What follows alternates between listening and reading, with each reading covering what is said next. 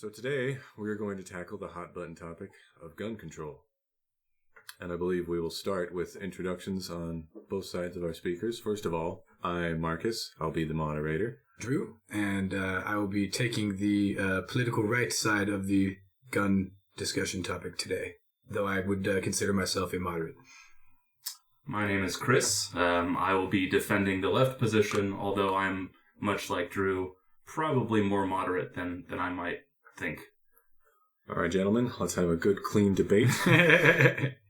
Nothing below the belt. Yeah, so a little bit of background on me. I don't have a strong gun tradition in my family. My grandfather hunts, but since then, basically everyone in my family since then doesn't really care. So I don't have any particular attachment. It's not a huge part of my, familial culture. So I just don't give a shit, quite frankly. They don't care. They don't do a whole lot for me. But that's actually the best kind of position, I think, to take regarding whichever, one you're going to, pro or against or whatever, because you don't want to be too tied. What am I trying to say here? You know what I mean? You don't want to be inflexible is what I'm trying to say here. Sure. And that's why, I recognize that it is pretty visceral for some people. If you start mentioning guns are a problem, I don't like guns, people feel personally attacked because it's part of my personal culture, it's part of my family's culture. Exactly. Totally. Or on the contrary, if people are like, hey, well, this is a topic that needs to be discussed, and I lost somebody that, died in gun violence, and you're not taking this seriously, you know what I mean? So, totally understand. Yeah. Both sides. Good point. How about you, Drew? I also, like Chris, do not have any, family, attachments to, the gun culture or the gun community, as it were. I have a couple of family members that are in the military, but only one in my immediate family member. But I also don't have any kind of ingrained tradition that's pro or against guns. Actually, to be honest, matter of fact, where my family is from, the Midwest, actually pretty much everybody there in my family is pretty anti-gun, just in general. But I myself also unfortunately didn't get to grow up in a family that does like hunting or anything like that. And I think the first time I learned how to use a gun was with my stepdad, just plinking some 22s and at some clay pigeons and crap and just target shooting, complete little things. But that's basically it. I didn't actually get interested in firearms at all because I didn't even know how they worked. I knew you put the pointy end of the bullet into that gun facing that way, you pull the trigger and the person goes away. And the problem goes away. And but so I didn't even become interested or even well versed in guns until maybe 2012 or 13, and that's just because I think at that age I was in my mid 20s to later 20s. I had a handful of friends that were in the military. I kind of gradually became just more familiar with guns and less I don't know, because I had a lot of preconceived, notions about guns and stuff. So a lot of those kind of went by the wayside the instant I started kind of learning more stuff about it. And the more that I learned about it, the more that my opinion changed when some of these really horrific events started happening. Everything from 2014 to 2017, which I'm sure we're going to be discussing here or whatever. But so that's the not quite so short and skinny on my back. I was about to give you the wrap up. Right, wrap that shit up, B. All right, so I think there's two ways we can start this. We can start this with maybe an opening argument if you guys have anything you want to start. Are you not going to introduce yourself? I mean, what's up with guns about you? What do you know about guns? I figured I was supposed to be the impartial third party. No, because as much as you can, but at the same time, I want your input on stuff. You know what I mean? If people want to know kind of what, because if people want to know your background, because if you ask certain questions, they may or may not be like, well. Okay, I just wasn't sure what sort of. Just trying to carve my niche in here, but no, please that's do. fine. You're part sure. of Chris said. You're person too, Chris. Okay. Yeah, I have family in the military. Me personally, the first time I shot a gun was just a couple months ago. Awesome. You did really well, actually. Thanks. I have a lot of video game practice. That's all that matters. So Drew, he popped your cherry, right? Mm-hmm. He took you out shooting for the first time. He had no bad, what's it called? No bad habits to break. So he was easily to mold. Mm. So you weren't doing the squint, no one eye, and no doing the lean back, where people do this arching back and then they shoot and they topple over backwards. You're like, oh god.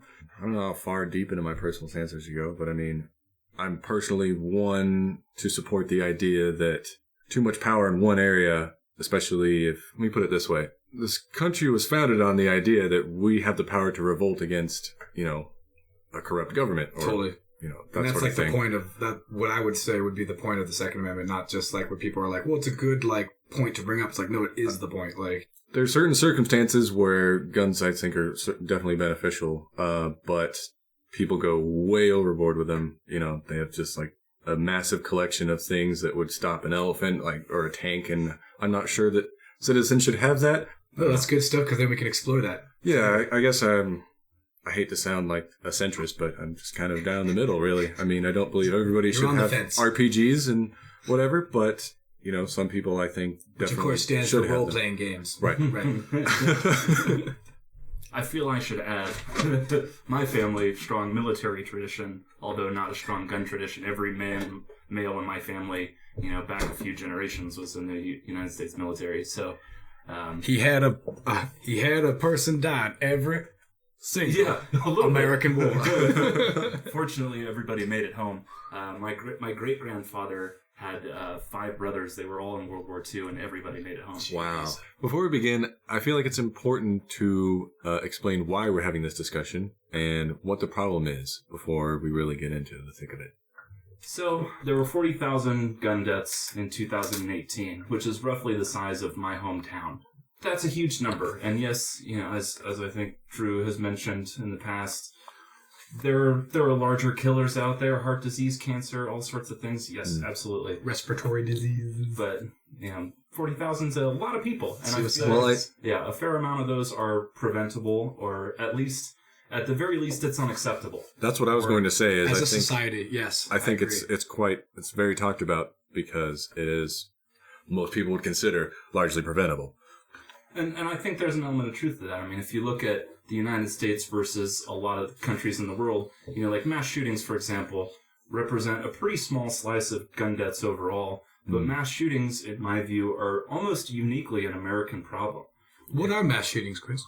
I believe the FBI calls them like shooting events or active shooter events. But Of 4 or more. is that so? The FBI considers it that way. And that's why when you look at like certain stats, you have to be really careful of what the people who are citing these stats consider a mass shooting event, because different states actually, some of them will do 2 or more, some will do 3 or more. FBI does 4 or more. That's why I like to stay at the FBI's levels, because it's like a national Tangible. standard. Yeah, Agreed whatever. upon standard. I mean, if you look at gun deaths around the world, surprisingly, we're not the worst.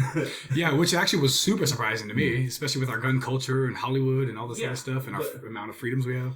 We do enjoy the benefit of relative peace, all things considered. Yeah. So Violent crime has been going down since like the 70s. Contrary to what the news would have you believe. Yeah, totally. yeah, it's just more visible and more sensationalized. Right. Yes, But, absolutely. countries around the world, like in the Middle East, obviously, a lot of countries in South America have In places, those stats are even tracked. Yeah, no kidding. True.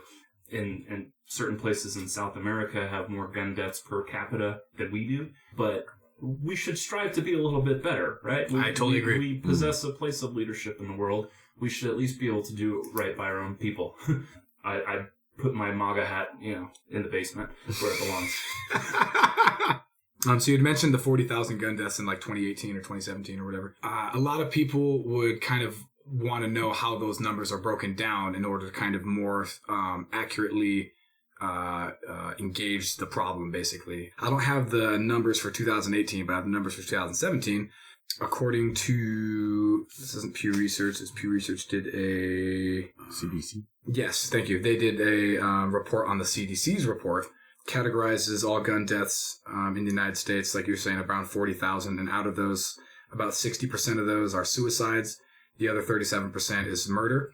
And out of those 37%, but it's basically like 2/3 of the remaining, like 30% are gang related. And so that leaves around 10,000-ish every year of like non-gang related murders, whether they're mass shootings, whether they're like one-on-one spousal, whatever.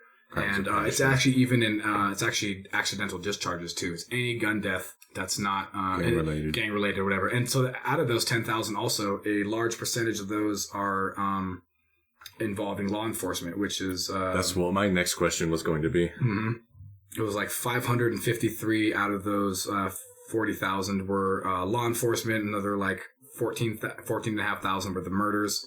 I think that's an important point, that people's perception of the issue is very different from the hard facts numbers of the for issue. sure. When it's being plastered all over TV, of course, people are just like, "Dude, what is happening?" And you're right, dude. Like, we can do better. I think we can all agree on that. Right, and regardless, it is on people's minds, and that is grounds enough for us to talk about it. Right.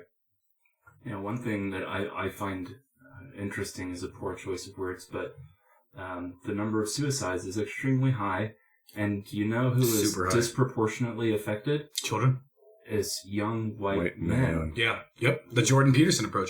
And for real. Like, dude, this is the reason why he's famous. Is because he's talking about the disenfranchisation of freaking all men, frankly, in Western society. He's saying that there's a portion of Western society that is basically like toxic to men. It's preventing men from actually being the responsible, honorable, upstanding people that all of society would like men to fucking be. You know what I mean? Instead of these like basement dwellers, as some people have called them. You know, not taking your responsibility, living off of the parents' dole until you're like in your 40s or whatever.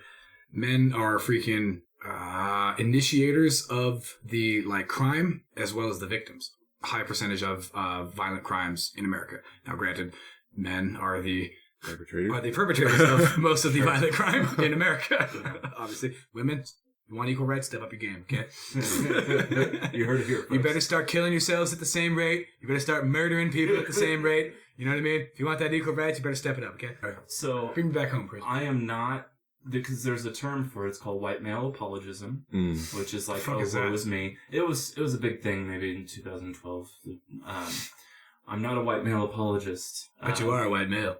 Yeah, and I do have some self-loathing, but that's more like that's like Catholic family stuff. That's technically separate. We can't unpack here. You know, in my steady liberal media diet, there's always a laugh break or an applause break for when somebody somebody says something shitty about white males. And you know what? I've done it myself. It's I mentioned the self-loathing, and I don't care. I can take it. You know, I'm not that sensitive. But I think about my little brothers, especially one that's 16. YouTube is like his media diet. Of course. Right? Yeah. And what more kids want to be YouTube stars than like movie stars nowadays. Yeah, man. Not like I want to be a YouTube star for this thing, just whatever. I just want YouTube fame. Yeah.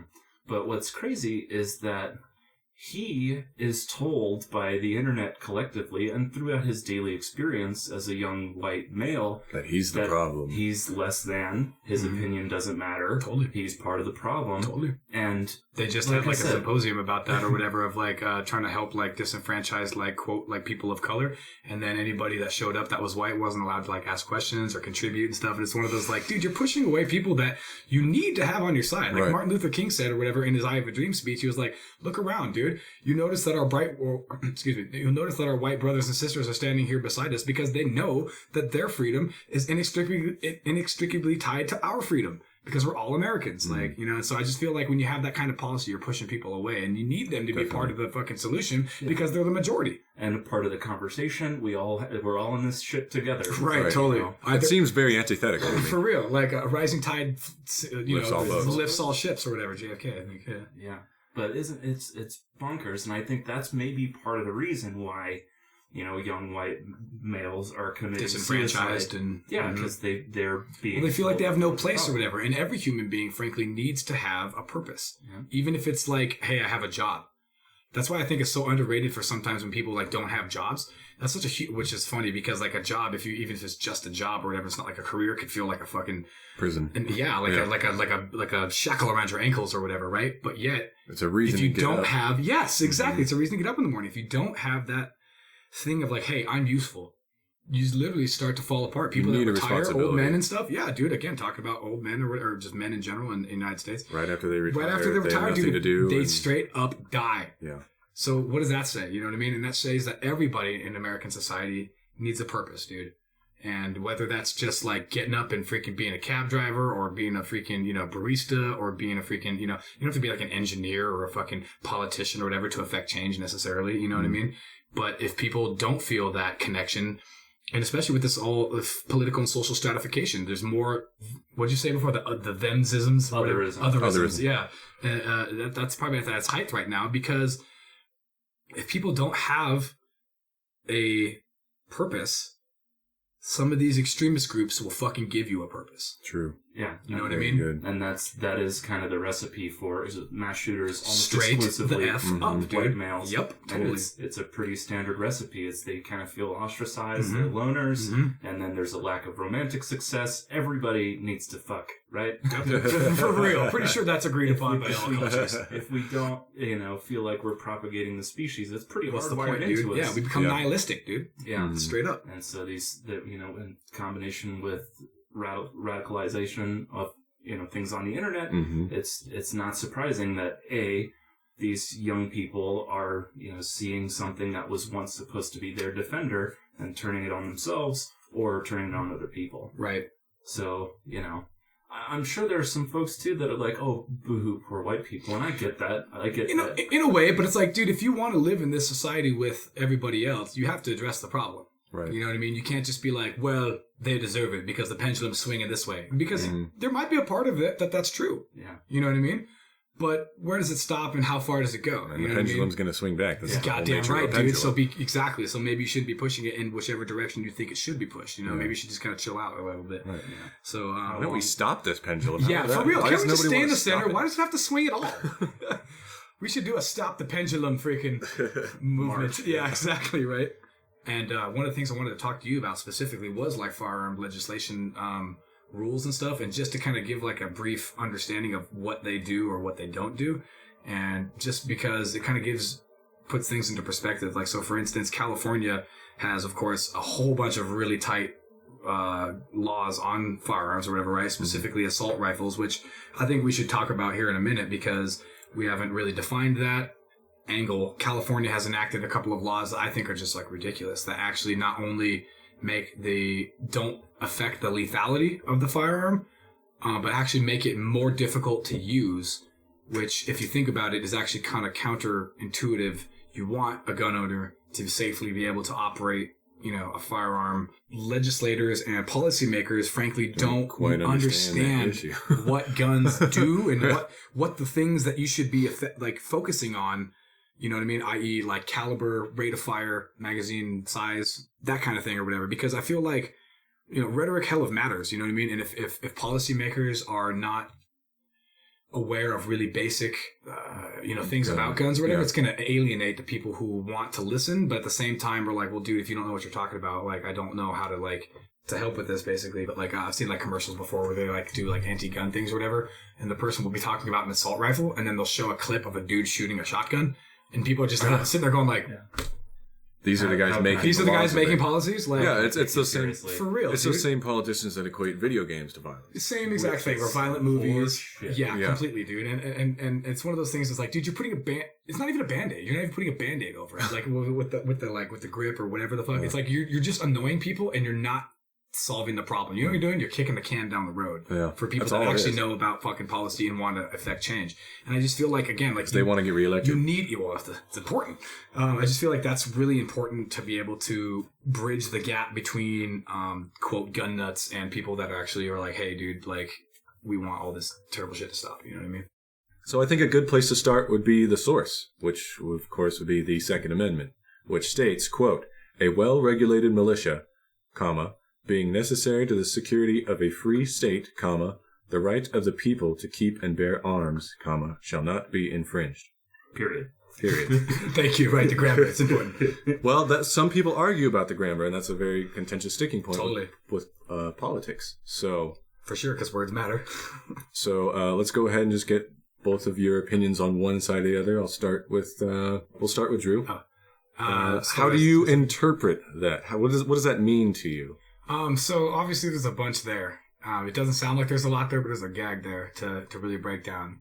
But if I'm not mistaken, the first part is basically talking about, in order to keep, society run the way we've kind of all agreed we should have, as far as like freedom and, the right to, individual freedom and the right to, pursue happiness and all that and be the master of your own destiny and stuff. In order to have that, you need capable, willing citizens to fulfill that obligation. Because as you were kind of alluding to earlier, if too much power gets amassed into one or the other person's hands, any agency in the government or the military itself, obviously if an imbalance of power can...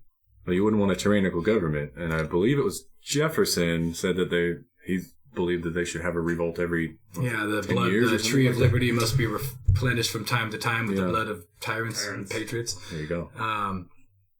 I think that's going to come down to the point of one of the points I'm going to try to make too, is that sometimes in self-defense, not just against a tyrannical government, but just in your own personal self-defense, is that it kind of is going to come down to the willing and can you defend yourself, and are you willing to do that? Because unfortunately, as technology expands and as quality of life increases, people tend to rely on external societal groups to basically come to their aid and do anything and everything for them. Can't someone else do it? Yeah, pretty much. And I think just personal responsibility is going to be a big role in a lot of that. Now, kind of back to the Second Amendment point. My interpretation of the Well Regulated Militia is just the everyday average citizen. It means you and me. A lot of people might disagree with that because you might have to have some sort of training or whatever, but none of those trainings were, as far as militias are concerned, they weren't like governmentally regulated, obviously. They were like per states or for, counties and stuff like that. So basically what I think, kind of in a wrap up is, what I think is that it's basically just kind of outlining that every citizen, every capable and willing citizen is part of the militia. Sometimes people need to take responsibility from the external threats of violence, and firearms are the easiest way. And then the final point as far as the infringement issue, because that's also very hotly contentious. Like, what does that mean, to have infringed or whatever?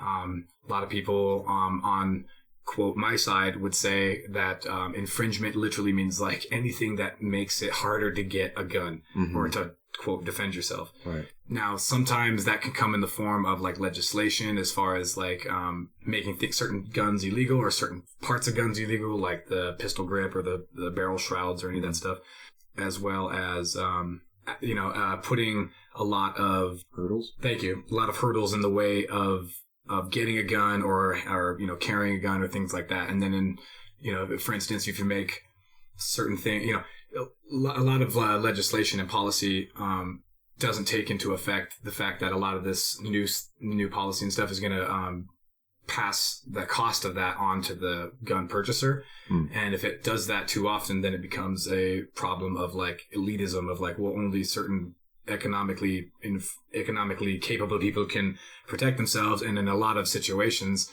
it's the most economically infringed people that need protection because of either the neighborhoods they live in, or just by maybe they're in like an oppressive like neighborhood a la freaking or oppressive time period or whatever, police brutality or whatever, a la freaking the Black Panthers in the 1970s and stuff like that. But I don't know. I think the founding fathers left it initially vague in order for us to sit here and like bicker about it and decide what, is okay for to make the policy decisions for everybody or whatever, kind of interpret the Constitution in the best way possible. And of course, there's multiple ways to do that. There's like the classic example, and there's like the living document way of like, right. Well, I think, and then so the legal framework is already there for those people to have their rights or whatever. That's why, like, I think, like Martin Luther King and the Panthers and stuff were so successful, is because they used existing frameworks to be like, we're not asking for anything new. This is something you guys should be upholding. Like, we're citizens too. Like, anyway, sorry that was so long-winded. I really apologize. All right. Eeny, meeny, miny, Chris. Okay. So I guess I'll start with kind of unpacking what the Second Amendment means to me. Okay. Or at least my interpretation of it. And it is essentially the tyrannical government element, where it's like we need to be able to arm ourselves to protect ourselves against the tyrannical government. Now, if you think about the framers of the Constitution and subsequently the Bill of Rights at that time, they had just finished, what was an all-out guerrilla war, yeah. Right? And so that's why this piece was included into the Bill of Rights. What I think there's a lot of fallout from this amendment, partially because we're a very proud, patriotic people. If it's in the Constitution, we take it as gospel. Mm-hmm. It's almost as if it was handed down by Moses. But the 3/5 clause was in the Constitution too, and we pretty much all agree that that's maybe not awesome. Right. That was in the Constitution proper, not the Bill of Rights, thankfully, which were just amendments. And we've got 33 amendments, right? We could probably use a few more. I think the shall not be infringed was probably a mistake. If we could resurrect the Founding Fathers and show them what that legacy entails, they maybe would reconsider. Totally. Because that is it's pretty broad. Shall not be infringed. And I think that kind of enables and empowers organizations like the NRA, where anything, even if it's agreed upon by both sides, is viewed as an attack on the Second Amendment, and they will levy all of their legal resources to kill it. Do you know why that is, though? Enlighten me. Because they're the only pro-gun advocacy group. Because that's like their mandate. That's like their, they feel like they're the only voice for that particular thing in all of like Christendom. Yeah, I was reading about, you're right. I think they are a big fish in a small pond. There probably aren't very many similar organizations. I saw something like Shooting Sports Association, something like that, which goes to show, yes, they are the big one. They are the big dog on campus, and a lot of misconception too. I would argue that about the NRA, and I know you didn't state this, so I'm not saying that, implying that you said it, but a lot of people will say that the NRA turns people into pro-gun, when I think the only reason why the NRA even exists is because there are people who want a pro-gun advocacy group. You know what I mean? So, that's more or less all I have just on my thoughts on the Second Amendment. I mean, we could probably... What do you think about the Well Regulated Militia bit? Well, we don't have militias, per se. And if you're... What do you mean by that? Well, we don't have... we have a national armed services. We have a professional military. So you're thinking of militia in regards to, like, an armed group, like they would have at the time. Yes. Well...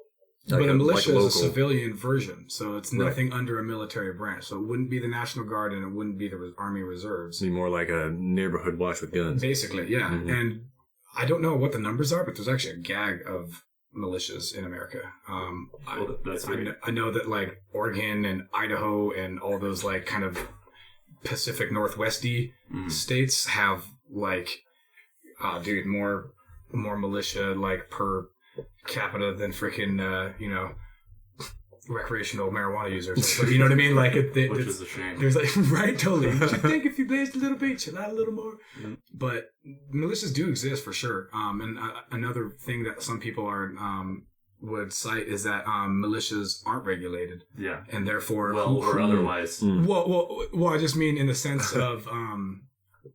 The law, nobody knows what they're doing. Yeah, exactly. Yeah. If they're doing anything illegal or that or whatever. Not even just like keeping up to terms with like training. I mean like who maybe holds some sort of unreasonable anti-government views. You know what I mean? Or even unreasonable racism. Maybe. I mean I haven't seen any like direct evidence of that, but I mean, dude, we live in the world of infinite possibilities. So right. I mean, I'm sure there's one or two. Mm-hmm. So anyway, there's definitely militias though, and I guess it would be, how do you feel about like their existence? Like, should they exist? And like, what is the like Second Amendment? Who is the militia to you? Well, I just found out that they existed. So I just nobody. It makes me think of. Have you ever heard of the Terrence Royal Army? It's in the United Kingdom. They have like Army. It's like a military light for hobbyists. Right. This sounds exactly like... Oh, I know what you're talking about. Exactly like I believe it made an appearance in The Office, or in the British Office. It made an appearance in Space. It's in all the best British television. But were they portrayed as a bunch of doofuses? Basically. Yeah, kind of. Yeah, that is the kind of common like stereotype or whatever. And I mean, if we all know things about stereotype, there's like a hint of truth to some of it, but the vast majority of it is not probably the way Hollywood would like us to see it. Yeah, I would argue. I think a militia, at least in these terms that we're discussing here, kind of falls under freedom of assembly, right? Yeah, for sure. We all have hobbies. this is what they like. That's a really good point. Yeah, exactly. As long as we're not breaking any like actual laws on the books. Nuts. Yeah, for real. Yeah. But when I read militia, previous to this conversation, the way I viewed it was us. It's all civilians.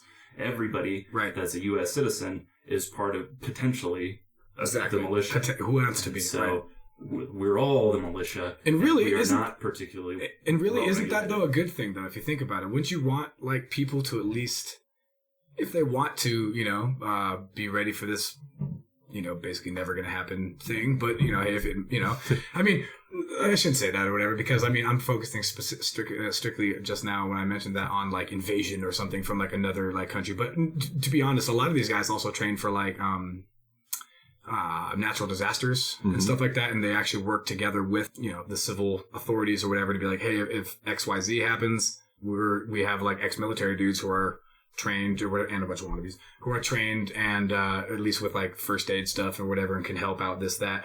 Or if God forbid like looting and rioting and that kind of crap happens or whatever, we'll also be ready to dispense the fucking cold hand of justice, I suppose. I'm going to throw another one out there. If you guys don't want to talk about it, feel free. Arming teachers. Ooh, interesting. Chris is thinking like, I'm totally down to talk about that.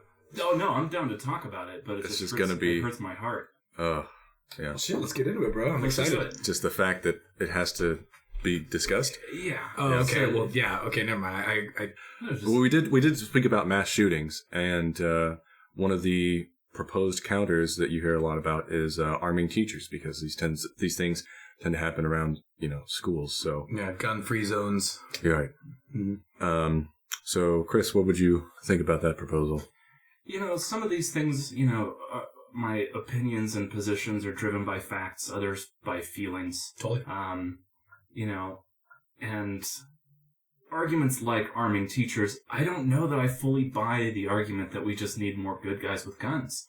I don't think I buy that. How come? It's just my gut, which is unfortunate. But you were talking about earlier about like facts and stuff, right? Yeah, this is not one of those things. To be fair, he prefaced that with... Yeah, good call. You're all complicated. Absolutely. I'm vast. I contain multitudes. Vast. Yeah, but the idea of arming teachers, it almost makes me sick. How come? That's not their role. That's not their job. Their job is not to protect students? With a firearm, no. How come? It makes me uncomfortable. So is it to make you uncomfortable just because of the realities of what one would have to do, or does it make you uncomfortable because it's unprecedented? I don't think it will make any difference whatsoever. Maybe, and kind of back to something I've mentioned before, maybe it'll reduce a death, which is a laudable goal and something worth discussion. Right. But I don't... Educators, generally speaking, wonderful people that, commit to something greater than themselves. But there's also asshole teachers. You remember our middle school teachers? Oh my gosh. You think some of those motherfuckers wouldn't have shot me? Yeah. I know Mundley had it out for me for a minute. Just saying. I don't think more guns is the solution. I really don't. For me, I'm one of those people that don't necessarily matter to me who has a gun and what your job or career is. It has more to do with, again, are you capable and are you willing? Now, I would be down for any kind of like regimented training that if a teacher wanted, first of all, if a school had a policy that allowed teachers to carry a gun, I would hope that they would standardize some sort of regulatory policy to mean maybe you have to go to the range every couple of months or whatever it is and be proficient under some sort of like, firearms instructor, because that's a thing or whatever. When you go get your concealed carry, you have to be with a proper instructor who basically determines whether or not you are, basically capable of carrying, operating, and firing a firearm safely. I'd be up for that because frankly, it doesn't matter who you are. You can operate a gun safely and effectively if you're willing and capable. Again, a lot of people say like, people should have training and stuff like that. It's like, well, right. Police have training. You know what I mean? And now, granted, just because you have training doesn't necessarily mean that you're not going to mess up or, lax your training or anything like that. For instance, freaking in New York a couple of years ago, they had an incident where this guy went in with a backpack, went into his old former boss's office, calmly pulled out the gun, killed his old boss, put it back in his backpack, and began walking out the door. These police officers shot 9 bystanders trying to get this guy. And this guy didn't have his gun out. He had it in his backpack, but he was running away from the police. So that, I mean, again, that's just one study or whatever, one incident, but it kind of highlights the fact that even if you have training, it doesn't necessarily matter.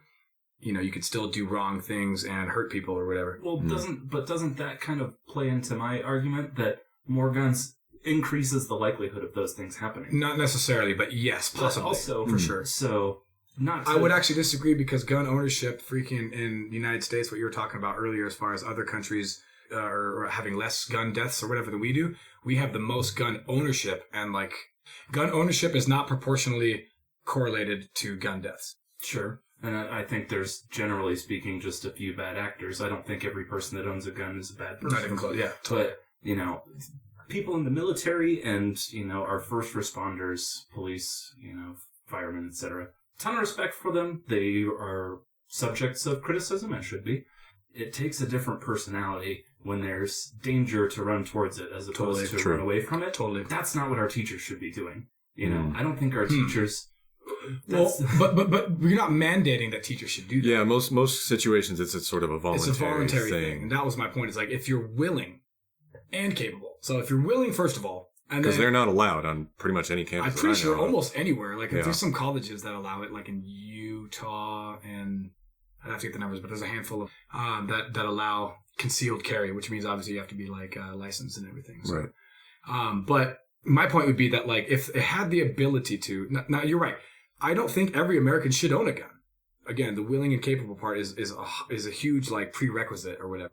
I know that you say you don't like the idea of that, but I would argue that you probably don't like the idea of anybody really having to own a gun because of the shitty things that human beings do. Yeah. No, I don't necessarily. Is that separate? Like a separate? I think just from a data perspective, there's enough, you know, belly buttons on this earth. There's so many people. If it can happen, it will happen. Right. So if we put infinite possibilities, if we put more guns or any guns into a school, that then increases the access to a weapon for somebody that may seek to do maybe, unless there's regulations or whatever that could be followed to keep it locked up or whatever and everything. But you're right, that opens up the whole process of like, well, what if they don't follow those fucking rules? Yeah, and that's interesting. Kid gets a hand on a gun, and now he's going to run around. That is an interesting point because there's a lot of precincts where police, not necessarily in this country, but or police don't have firearms because they're afraid of a criminal possibly getting that firearm. All of Norway, right? Yeah. I think so. Instead of guns, though, would you? Because clearly, a lot of people are concerned about children's safety. Yeah, sure. In schools. Yeah, because obviously it's a gun-free zone, so it's a high soft target area, right? You know, there's not going to be anybody that's going to be there to really put up any resistance or whatever if you walk in there with a gun.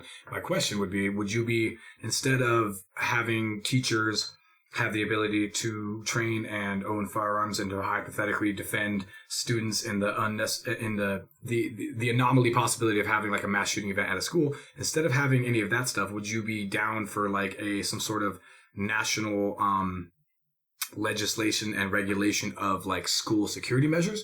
For instance, like putting some money forward to standardizing all locks, having CCTV cameras in places, having policies enacted to where people who aren't part of the school need to check in.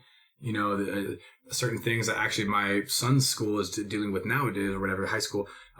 They had a threat or whatever, a gun violence threat or some sort of nonsense, where they now are changing their policy by locking specific doors to the outside because they have like 37 different like exits or whatever. Mm-hmm. Now they're going to make it like 4 so they can freaking, you know, keep an eye on it or whatever. So my point basically is that instead of, to alleviate the people who are worried about gun deaths in schools, and since you're averse to Army teachers, would you be less averse to some sort of like policy that would help make people feel safer and maybe strengthen the security of like schools and stuff?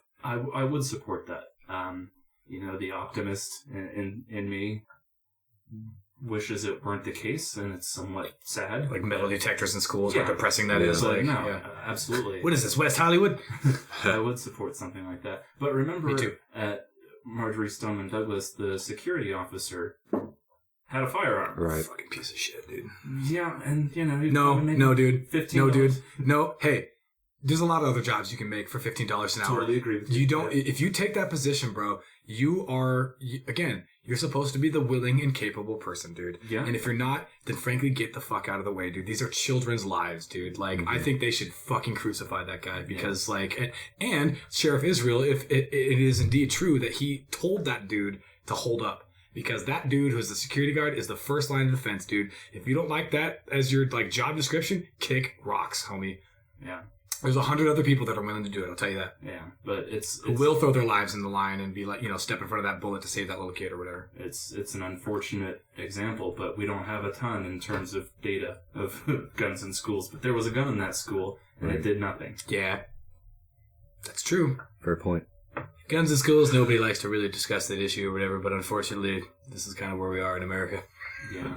And I mean, I know people that are teachers and they have the drills now. It's just part of life. And is that Lots even like of a thing schools, too? Like, okay, they do active shooter drills. Should we drills. do that? Yeah. Like, is that a thing we should do? Is that going to actually like do anything when the time comes, or is it just going to like traumatize kids into thinking that around every corner is a person willing to fucking kill you, dude? True. I don't know. And also, some other people have made the point that actually would be helping the shooter in a certain circumstance of... Yes. Oh, it was Dave Chappelle. Was it? Yes, it was Dave Chappelle Okay. who was talking about like if you're going to be running these schools, isn't the shooter going to be sitting in on these drills too and knowing Right, exactly 'cause what he's the one of procedures those. are going to be? Yeah. Yeah. It's what the Columbine kids actually attempted to do. If you look back at some of the shit that they tried to do, basically they set bombs with timers in the cafeteria to try to blow the like gas line or whatever, and they were waiting for that thing to blow, for the fire alarm to go off, and then for everybody to start pouring out of the doors, and then they'd funnel. start fucking popping them off. When it didn't go off, that's when they decided to go in the school and start stalking fucking room to room. Which hypothetically could have been stopped if they had like locks, or if some people would argue another person with a firearm. Yeah.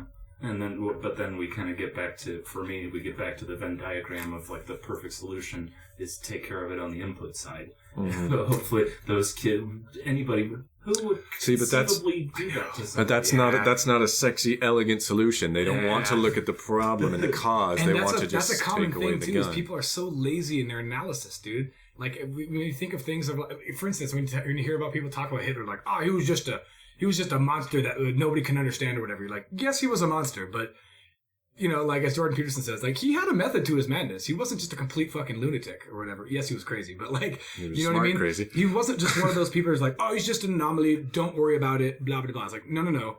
You have to fucking really dive into the human condition to be like, whoa, wait a minute. Why Why the fuck did this happen, dude? Like, Sure. you know what I mean? And it's just lazy to me to be like, just brush it with this broad stroke, because it's intellectually dishonest. Among the many tragedies of like mass shootings is that the perpetrators often kill themselves or are killed by police. I say that Yeah, and we because- can't like, we can't Can't pick sit apart there and their- interview them. Yes, dude. Because one of them, I don't remember if it was the Dayton or the El Paso shooter, but one of them survived. And El Paso, I want to say, but El Paso for completely sure. fallen off the radar. I mean, Yes. granted, I haven't gone out to seek the information, but Right. Yeah. it's just like, get him in a room and just try to understand. Did you read his manifesto? Manifesto.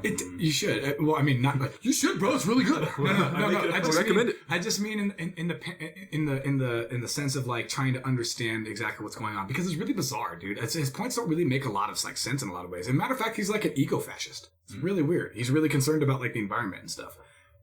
Not really a right wing talking point, by the way. You know what I mean? Like, and No, we can't sell that one. but even just a lot of the things that he said, Matt Stone said this great, dude. I think, it was Matt Stone, one of the creators from South Park or whatever, when he was talking about like, what would you say to the students at Columbine? He's like, I wouldn't say anything. I'd fucking listen, dude. I'd sit and listen and ask them why they think that this is something. Well, help them flush their ideas out, for fuck's sake. You know what I mean? Yeah. Like they're teenagers still. You know what I mean? They think that their life is like going in this one direction, that they have like a handle on reality. When in reality, dude, like you have no fucking idea what you're doing, dude. Yeah. You're living in this little like echo chamber bubble with you and your little buddy bouncing each other ideas off of each other and just building it up bigger and bigger and bigger. And the reality is that if somebody objective could sit down and talk to you and be like, bro, first of all, high school's bullshit, dude. You know, this is going to be over in a year, dude. You know what I mean? We're all going to be different people and stuff. Stop taking this so seriously or whatever. But also just to kind of give some guidance or whatever, that maybe the ideals that they are seeking, the things that they want out of life,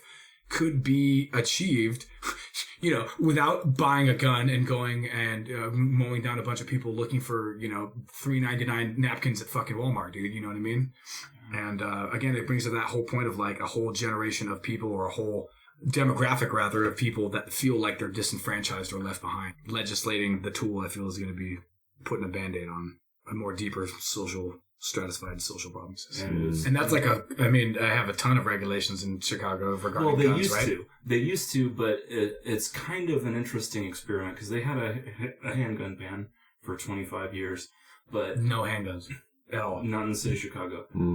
But the problem, gun bans, that criminals don't fucking follow. Well, yeah, I mentioned I don't really buy the more good guys with guns, but I do buy only bad guys with guns, right? We've seen that gun bans outright don't work particularly well. Not in America, at least. Exactly, because they're already here. Yeah. It's not like... It's the drugs thing. It's you can't make them go You away. can't legislate people's, morality. Behavior. Yeah, exactly. You can... What Cass Sunstein says, you can nudge people in certain, ways or whatever, but honestly, you can't, prevent people from being who they are. Yeah. Damn. And then there's a profit motive where it's like, okay... Now this gun's $10,000 because it's illegal. Yeah, but... They issued me this gun. I lost it. A shitload. Yeah. People did that. I mean, it happened. And frankly, they're probably not even bad people. They just want to fucking put food on the fucking table, right. dude. More money. And, Illinois is a big state. Chicago's only a, big part of the population, but it's a red state and there's, guns everywhere. Is it really?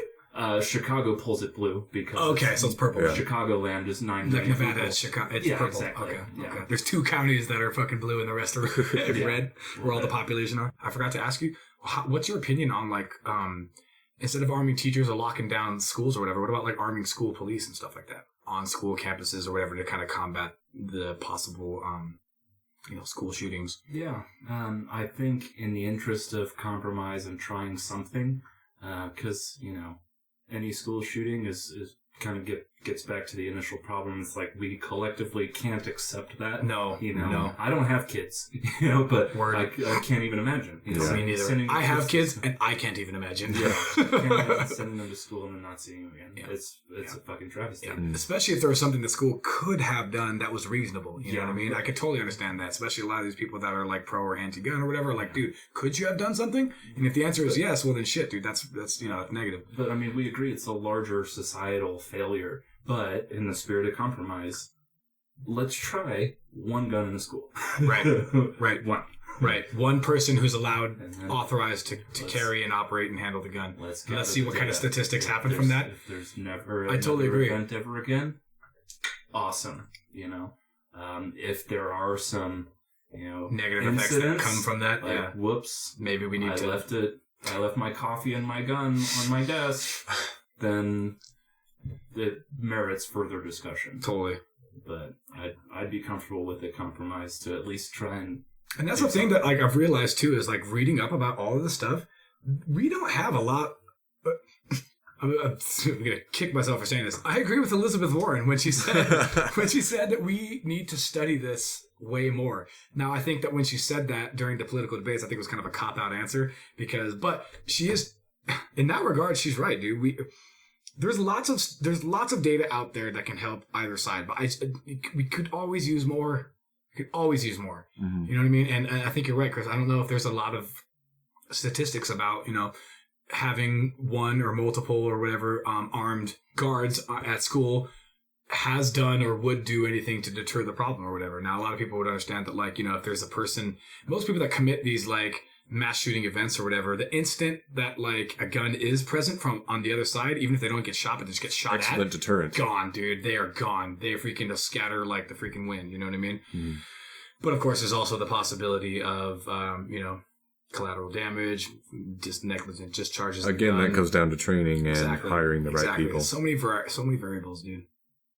A lot of people, pro or against guns, will bring up the point of police having guns, because a lot of the times, a lot of people will say that citizens. I need police this are citizens to protect myself against the police. That too. That's a separate point or whatever. What I was actually going to say was that only people who are trained or who have the authority to carry guns should be allowed to respond to violent activity with guns. That's basically a very good point. Yes, because a lot of people talk about that, It's like, okay, you don't want any guns, but then if something happens or whatever, what do? You call somebody with guns. Right? Exactly, and you got to wait 10 minutes for them to show up. You're already dead. Oh, shit, if 10 minutes if you're fucking lucky, dude. Right. The first, like, gnarliest things happen in the first 5 minutes, dude. Yeah. You know what I mean? And if you don't have a gun there, which, of course, all the worst things happen in the first, like, 5 minutes or whatever, if you have, like, a home intruder or rapist or whatever you want to say. And that, you know, how come a guy with a person, rather, with a freaking gun, you know, 10 minutes out needs to protect me? How come I can't just skip that step and just do it myself or whatever? So I totally understand that point. Well, it's a difficult topic because I know that like freaking police brutality is a huge fucking problem in America. You know what I mean? We need police reform. Training reform hardcore. You know what I mean? And I frankly think that one of the main reasons why police are so bad or whatever is not necessarily because of a legacy of like racism, but because of a legacy rather of militarization.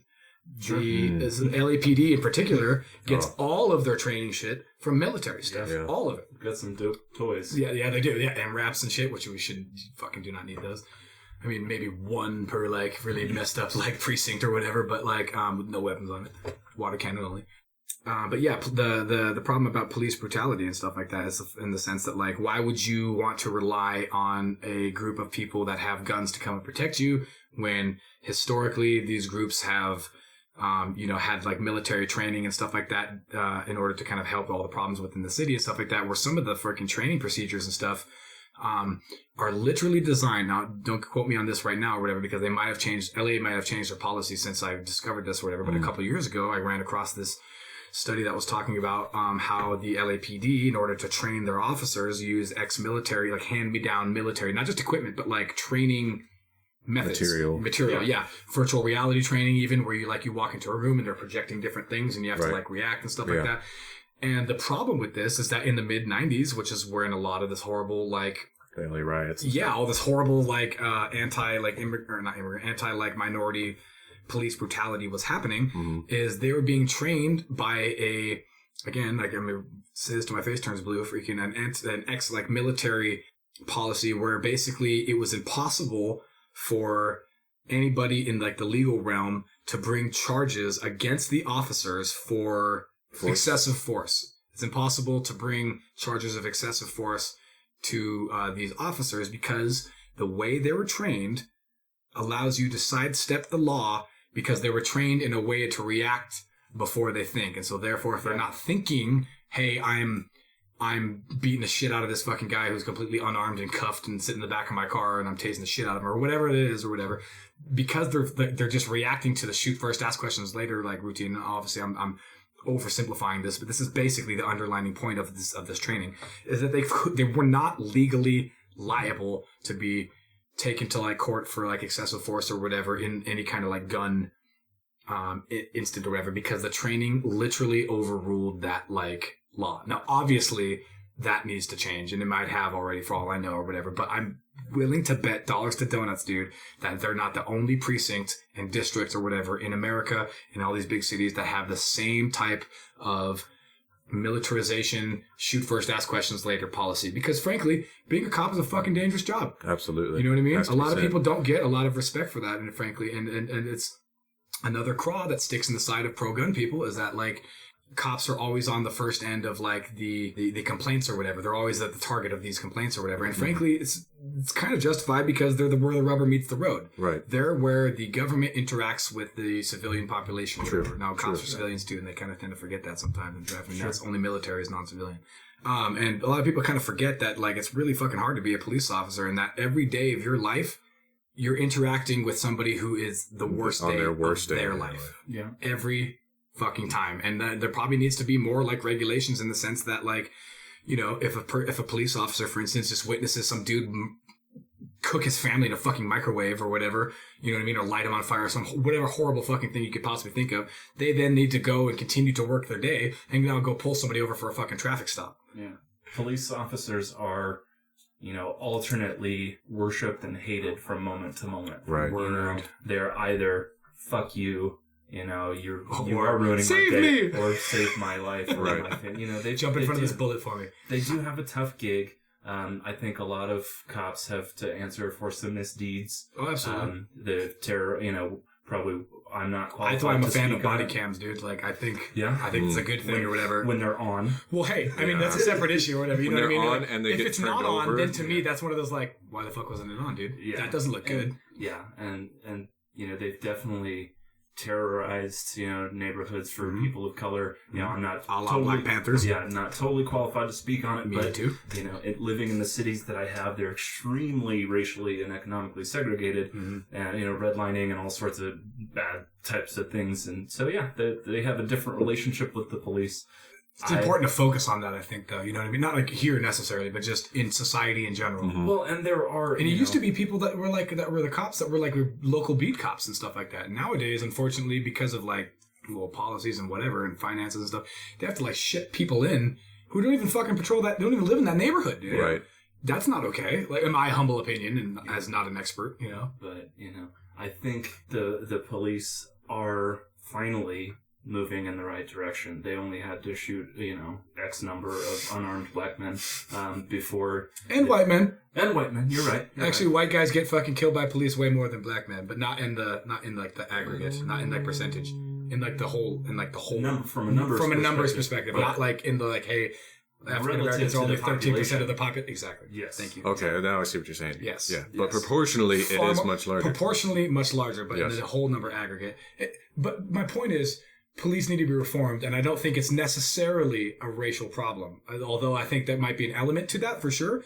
But I think that if it was less of an element of that, we'd see less white people being murdered by cops too. You know what I mean? Sure. Yeah. In my humble opinion. But there are good things happening with the police. They've moved, generally speaking, they've moved from broken window policing of like, we're going to find you for one thing, and then we're going to find weapons, we're going to find drugs. And so that kind of changed their entire approach to policing of like incentivizing the bust, and the seizures. But they're starting to, in various cities, move to more of a community policing and harm reduction model. Right.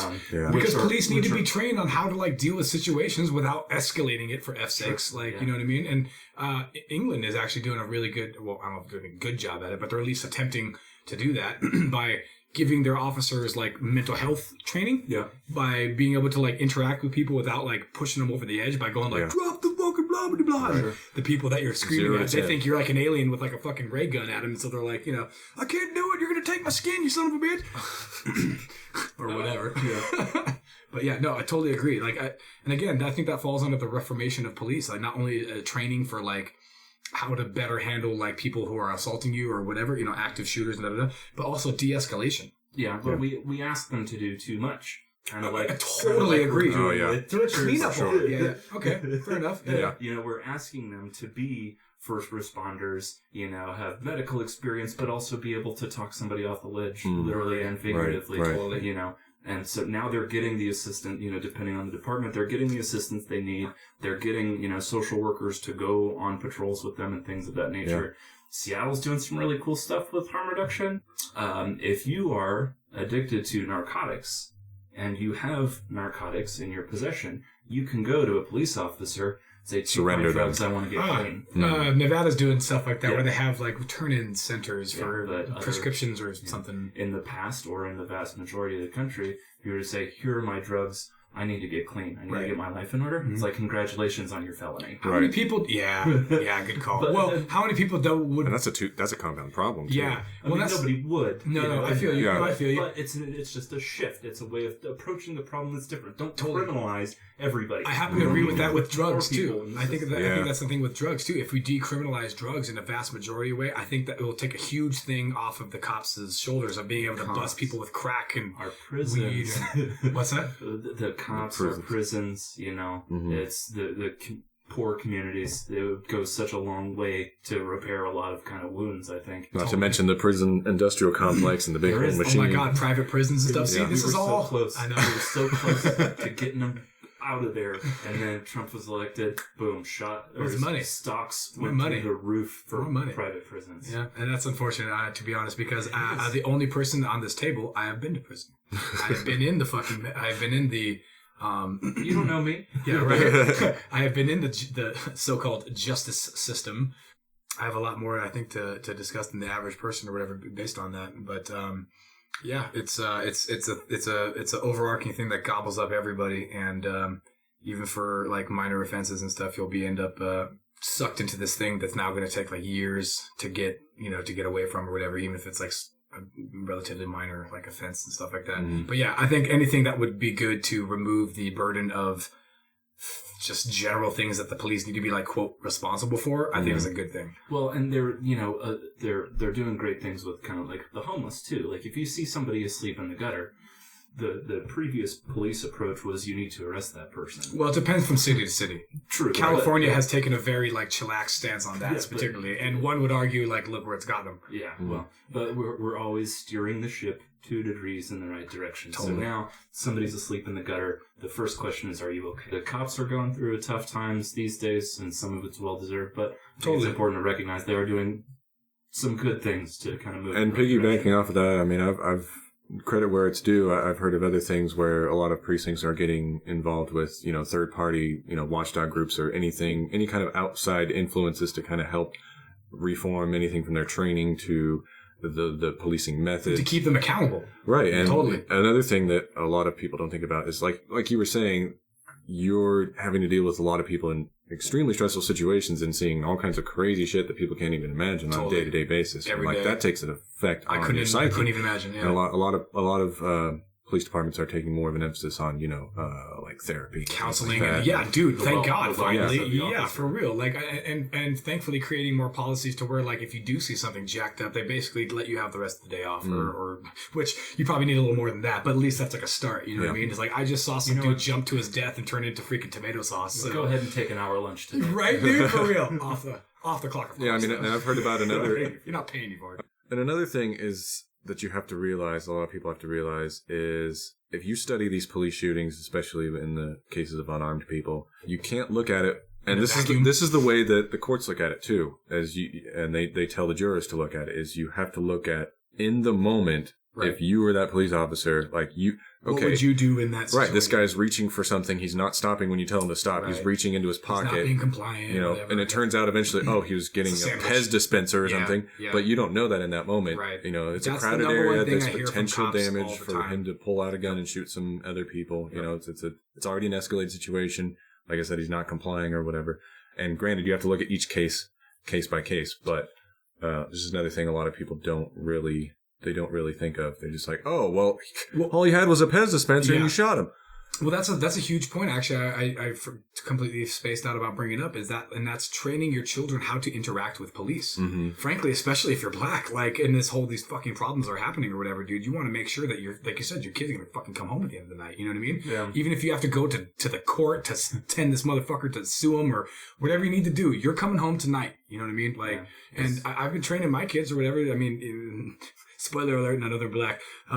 But just of how important it is for individuals to train how to interact with police, because I feel like a lot of the times people that interact with police, they don't know how they're they're going at it in such a not good way, dude. Mm-hmm. And this is obviously that's a very undescriptive thing that I'm talking about, but dude, in this country, you need to know how to interact with police. Mm-hmm. Even if they're abusing you, even if they're doing whatever, you need to know when and where. It's the ability to fucking voice that concern, because frankly, a lot of people they understand. Okay, this cop is literally in the process of taking away my freedom, so that it emits a visceral reaction of like, dude.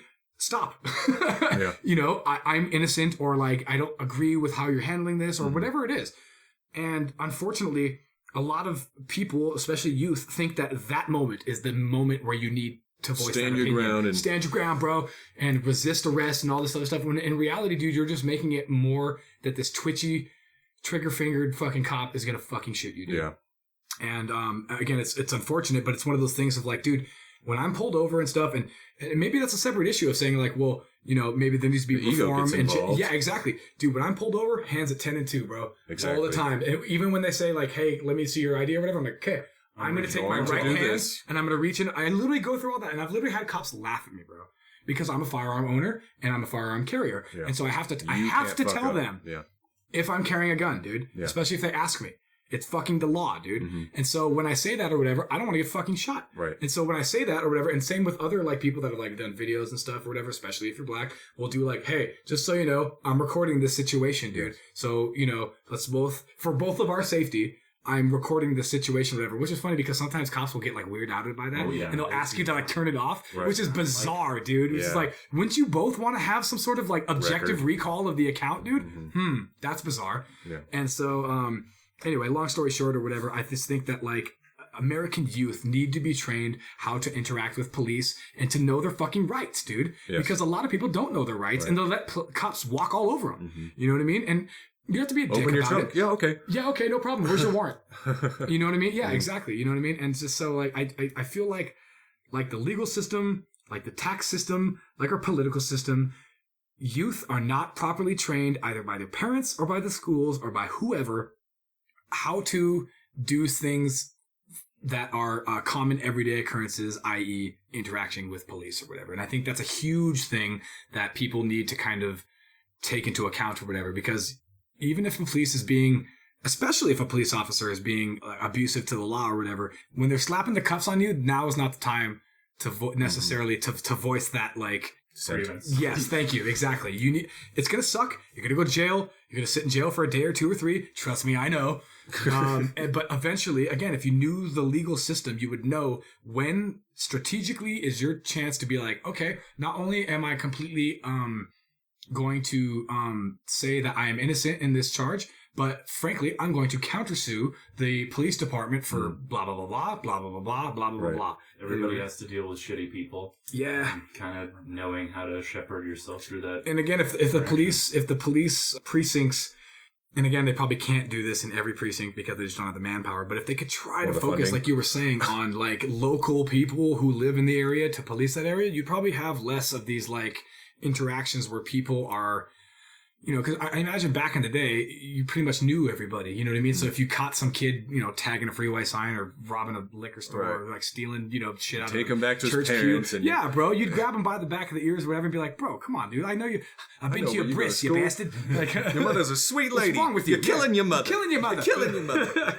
Get out of here, you knucklehead. Yeah, for real or whatever. But at least it would have more like ability to kind of like case by case basis, kind of like be able to determine, you know, what this person needs or whatever. Now again, that's kind of a pie in the sky kind of thing. But like you said, if we're trying to stride to things, let's try to make policies that incentivize that type of shit. You know what I mean? Like, Well, another popular point of contention is assault weapons and whether or not citizens should have them. So, Chris, would you like to take this one?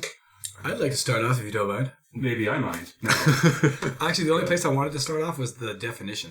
That's the Sure, only place I wanted absolutely. to start off. Well, unfortunately, there is no legal, like, standard And definition that's part of the problem. of assault rifle. Exactly. That is part of the problem. And the only definition that I found... And this is a definition that's being used in policy I hear or code. assault-style weapon a lot. Yeah. Totally. It's a buzzword, right? Yes. That I Yeah. use. Usually, Or that idea or I think it's usually like a term that's used to define, like, semi-automatic rifles with attachable magazines, pistol grips, and like other features, like sometimes called forward grips, flash suppressors, or barrel shrouds. Which are And you just said like, semi-automatic. yes, because as we all know, machine guns are hardcore illegal. And when I say machine gun, I mean anything involving something that's called automatic fire. So semi-automatic fire, as we all know, you pull the trigger once, one round comes out without having to reload until the magazine is empty. Fully automatic fire is when you hold the trigger down and Bullets the rounds keep coming. continuously exit the barrel, pending on whichever the rate of fire is for that rifle. Some rifles have much higher rates of fires, other rifles have much lower rate of fires. Usually rate of fire is directly correlated to the caliber of rounds you're firing, i.e. the bigger rounds you fire, the slower rate of fire you usually have. What does AK-47 fall under? The Legally, citizen I don't version? know. Because again, it's one of those like, so I have 2 AK-47s, Chris. One of them would fall under the California's definition of what an assault rifle would be, which again, I don't think they have like a legal standard definition, but as far as like what all or most the general policymakers would agree is an assault rifle. I have one of those, and I have another AK-47 that is not what most policymakers would consider an assault rifle, only because one of them is very fancy looking and scary looking, and one of them is very not scary looking or whatever. And the only basic difference is the grip. One of the grips is a pistol grip, which you can bring your thumb around to like hypothetically touch like your index finger or whatever. And the other one is not a pistol grip, it's just a rifle grip, which just means it's extended from the grip to the butt, and the thumb doesn't completely go around back to the index finger or whatever. Now, they're both the same lethality, they both have the same rate of fire, they both fire the same caliber. Yeah, the one that I have that doesn't have the pistol grip has a 10-round magazine in it, and so far is therefore California compliant. Though, I don't know what you'd consider like an assault rifle, though, because all I need to do is slap a 30-round mag into that same rifle and maybe put like a red dot sight on it or whatever, and then all of a sudden now that's, I think, I mean, again, it's one of those like legal terms that's kind of ambiguous, but I think with all that stuff, if I added all of that stuff, it would then be considered like an assault rifle. I think it's important to note that a lot of people have sort of a misconception as the kind of weapons that people can get, citizens can get. Right, like the rate of fire, for instance, or whatever. Yeah, I mean, some people have this idea that somebody can come in and just like, you know, have an assault rifle in each hand that's fully automatic and just, you know. Vegas. Right. What, did he have, 23 arms? Yeah, it's, so fully automatic weapons have been illegal since like the 80s, I think. Late 70s, early 80s. Not sure. It's been a minute. And since then, we've had basically zero, like, fully automatic gun, incidences or whatever. However, I will say that, I guess people that are anti-gun would kind of bring up the point of saying, like, well, modifications can always be made to increase the rate of fire of the gun. Now, of course, that's illegal. Right. You're not allowed to do that, which is another reason why big proponents, or people that are against it or whatever are against bump stocks, because it can basically turn a semi-auto into a full auto, kind of. De facto, it can. Right. I saw this video of a buddy of mine who posted it, and he had a bump stock, and he emptied a clip. We should define what that is. So a bump stock basically is a device that is put onto the to the back of the gun, which is the part that goes into your shoulder. And it has like a spring on it that is basically...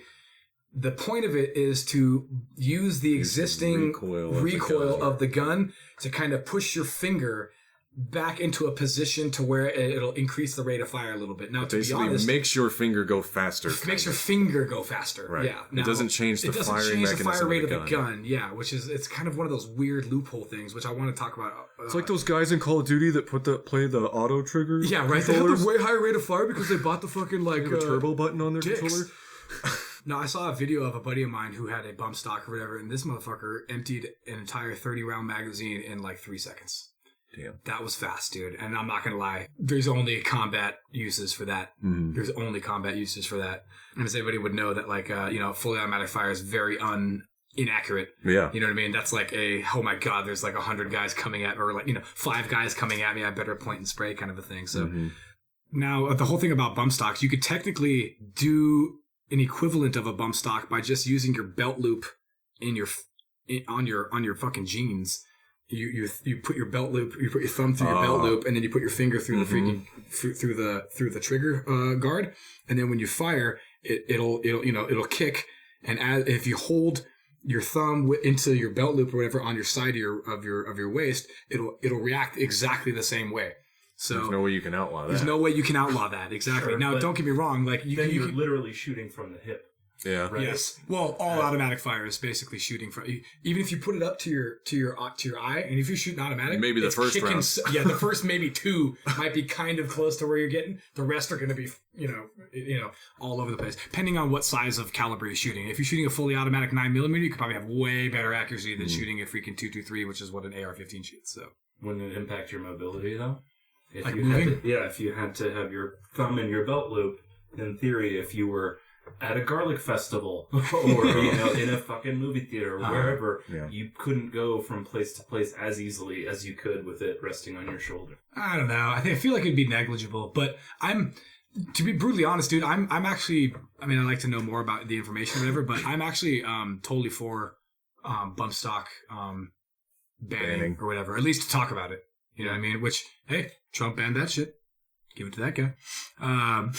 All politicians aren't bad. Just 99% of them. 99% of them, 99% of the time. Yeah, exactly.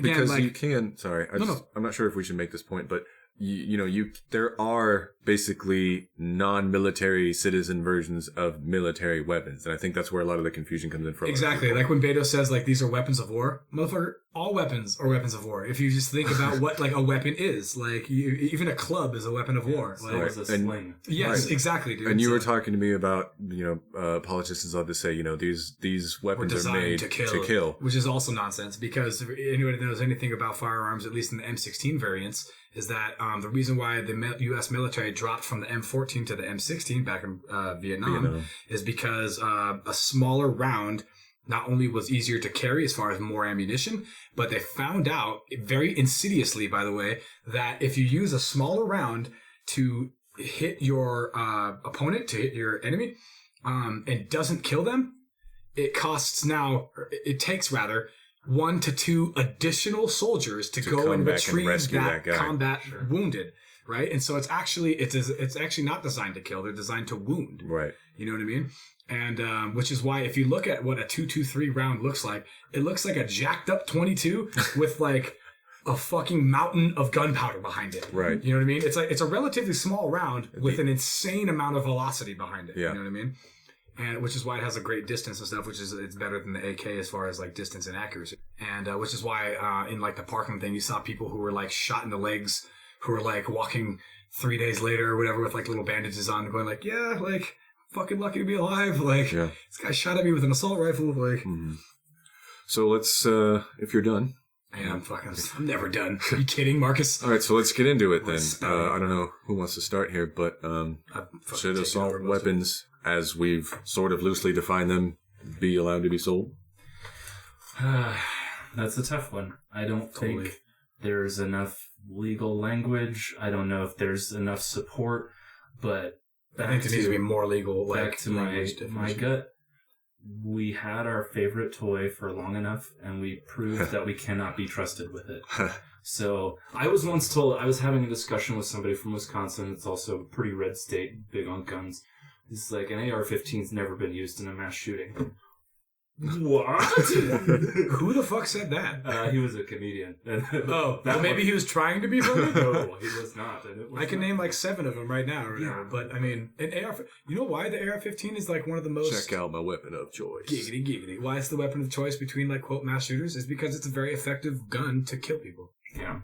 Like, and that's why I think just spitballing. I have no defined policy other than, I really feel like we can't be trusted with it anymore, and we've proven that over and over again. What do you mean by that? You said that twice so far. What do you mean by that? We collectively, like all of Americans? As a society. Can't handle assault rifles in general? Because we continue to use it on innocent people. Even though it's like a anomalous... Yep. Huh. So it is anomalous. It's statistically bordering on insignificant, but it still happens. And yes, I think I've mentioned how it's sensationalized and how it's at the high level of visibility. We can all agree on that. Yep. But it also touches on something I mentioned previously about, it's never going to stop school shootings or whatever public place. That's true. It's never going to stop it, but it could reduce gun deaths. Even by enough though for where people would be willing to give up those like fundamental rights. Yeah, I'm willing to compromise on certain things. I'll give up their gun registry, but and here's the thing: I do not support a gun registry nor the seizure of firearms that are now in the marketplace or in somebody's home, in their gun safe or in their compound, whatever. They don't care. You got them, okay? The parents weren't home. You just went nuts. Okay, they left the liquor cabinet unlocked. Filled it most of his water. Fine, and no more. Be it semi-auto. Nope, no more. No mas. Okay, that's a really good point or whatever that I was going to bring up, because if you say no more semi-automatic, that means no more pistols, bro. Of all kinds, because as we all know, it's only like 4% of assault rifles or rifles in general only account for like 4% of all gun deaths, where 90% of all gun deaths are handguns. Pistols, yeah, sure. That's a good thing you brought that up. And 90% of those pistols are semi-automatic. I was going to mention maybe we should ask why somebody would get one of these weapons versus a handgun. Like why somebody would get a rifle. As in like maybe you don't need a rifle to defend yourself kind of thing? Right. Totally, because that's a huge like thing or whatever. But like I was just saying earlier to Chris, an assault rifle, as we at this table are going to decide what it's called, define it. is the best weapon, best tool to combat a multiple target threat. Mm-hmm. So if you have like so for instance, that girl that's making the rounds on the news right now, again, I probably have to rewatch the video or whatever as far as all the different interviews she should be giving, but basically she was in a vehicle and like 3 or 4 dudes were running up on her trying to like pull her out of this car, and she pulled out her pistol and fucking shot one of them and they all fucking scattered, right? Right. But that, again, that was just a pistol or whatever. But my point is that like, and this happens often or whatever, where like the number one thing that I like to cite or whatever as far as like situations that have happened before is when a single mother and her daughter, who was 13, lives on a property after just recently divorcing her husband, who was like abusive, and she got custody. She moved out to the boonies or whatever, away from the city, and she had her daughter go through all the rigmarole of like training how to use the gun, when to use it, when it's okay to use it, when it's okay to not fucking use it, which is a big thing that I think needs to be kind of reinforced among gun owners. Fucking sure enough, dude, 3 or 4 big hard piping mother effers like came in to presumably rob the place or whatever, and in the CCTV video you can see her just calmly going to the closet, getting the freaking gun, shouting at the guys once or twice, and then just pop, pop, pop, pop, pop, and having them all run off or whatever. Now, obviously, that might not be like the typical like thing that happens among people who are like 13, 14, 15 involving assault rifles, but the point is, this person who was a female, who was incredibly smaller, and who was insanely outnumbered, and might have been outgunned if they each had like a firearm or whatever on them. I don't remember if any of them did. For all I know, they're all unarmed. For all I know, they're all fucking carrying guns. Yeah. But the point is, it's an equalizer. And I think that's the number one thing that like a lot of gun owners want to be like, you know, this is why I should have this gun, is because if there is a police brutality problem, if there is like a rape culture fucking problem going on in the United States or whatever, the great equalizer of that is a fucking gun. And, I would like more people to do like martial arts and stuff like that, but not everybody can do that. You know what I mean? Especially if you're like 115 pound slopping wet, like, you know, person or whatever. And now 2, 3, 4 people are coming up on, or just one big ass dude, you know what I mean? Like coming up and trying to assault you or whatever. Like I can understand people being like, oh, look, dude, this is my best and easiest ability to defend myself. You know what I mean? And of course there's 100 other things that come along with that as far as like, you know, using it properly and stuff like that. But well, the only thing I'd say about that is, so a pistol, so forgive my ignorance, but a non-automatic pistol you have to reload after every shot? No, so an automatic pistol, okay, so there's actually 2 kind of like weird variations of that, because there's an automatic pistol in the sense of it being like loaded, and there's an automatic pistol in the sense of like the rate of fire. Automatic pistols in the sense of the rate of fire are only military ones. As a matter of fact, I only know of like 2 pistols that I know of that can actually fucking full auto, fucking, you know what I mean? A machine pistol. A machine pistol. A semi-automatic pistol, and like I was saying, the other variant that's considered like automatic, it just means of you don't have to like cock it or whatever. So an automatic pistol is what I have or whatever, in the sense that like it's a magazine fed. When you click the slide back and you load the round into the chamber, you don't need to recock the gun or whatever after every shot. Certain revolvers, you would need to do that. Though there are automatic revolvers where you just pull the trigger and then you don't have to pull the hammer back or whatever. And that's what I was trying to say earlier or whatever. But dude, 90-something% of all firearms, whether they're pistols, rifles, shotguns even, whatever, are all semi-automatic. Yeah, so you think of it like... That's why it's hard to legislate, bro, because a lot of people are like, well, we should get rid of these, like... we should get rid of these semi-automatic assault rifles or whatever. You're like, well, dude, if you legislate against semi-automatics, now it's going to open up this whole wave of like, well, what about pistols? And what about shotguns? What about this? What about that? What about that? You know what I mean? And so that's one of the big sticking points that a lot of people are like, well, again, like what we were saying earlier with terms, we need to be really specific with terms if either of the 2 groups are going to be like, okay, we're going to find some kind of middle ground to fucking... Yeah, basically you'd be down to those classic, you know, revolvers, 6-shooter types, or like a pump-action shotgun. Right, basically. Or a musket, where you'd have to literally, you know, get the ramrod in there with the freaking, the gunpowder and stuff like that. But like Jim Jeffries said that he wants everybody to have muskets because it gives you time to calm down. Yeah, totally. If you could do that, I would actually love to do that. Because, like, you know how people back in the day would used to do duels? Where, right, it was about how fast you were and how good you were at using your gun. Yes, dude, exactly, dude. And like, what was it, Hamilton, who fucking when Aaron Burr was gonna go like gun him down on the steps or whatever, because I challenge you to a duel, and all these cunts were all super good at like, if he challenges me, well then, my honor demands that I fucking, and they would sometimes take the ballsy stance of letting the other person fucking fire first, because you have to stay still in order for honor. So you're like, oh, you take a shot at me, hopefully you miss, maybe just get me the shoulder. Now I get to take as long as I want to make sure that I get a dead on fucking boom, you're dead. Fuck you. Like, dude, I love the whole Western mentality of like, hey, be respectful to this fucking person you just met, because you have no idea if this guy's the fastest fucking gunslinger in the world and he's just itching to add another notch to his belt, dude. You know what I mean? So maybe in a potential future prohibition of the manufacture and sale, you'd include the word rifle. Word. Okay. Rifle. So maybe like a semi-automatic rifles, maybe we would be down to at least talk about like banning or whatever, like the ones prohibiting the future sale. They're here, and it's unfortunate, but we can't go back in time. And I think so. Presumably, you could like stop production on existing rifles, and then the ones that are existing now are just like grandfathered in, presumably, or whatever. They're out there. Just so you know, that's gonna. And I'm totally cool with that, but that's gonna make whatever rifle you own fucking really skyrocket, really price. Expensive. Well, not expensive, like worth a fucking gag now. Like, what were you gonna say? I'm sorry, Daniel. I was just going to say that's an excellent segue into what I wanted to talk about next. Unless you guys have anything else. No, drugs were the last thing I wanted to basically mention. Everybody should do them. Yes, exactly. What do you want to say about it?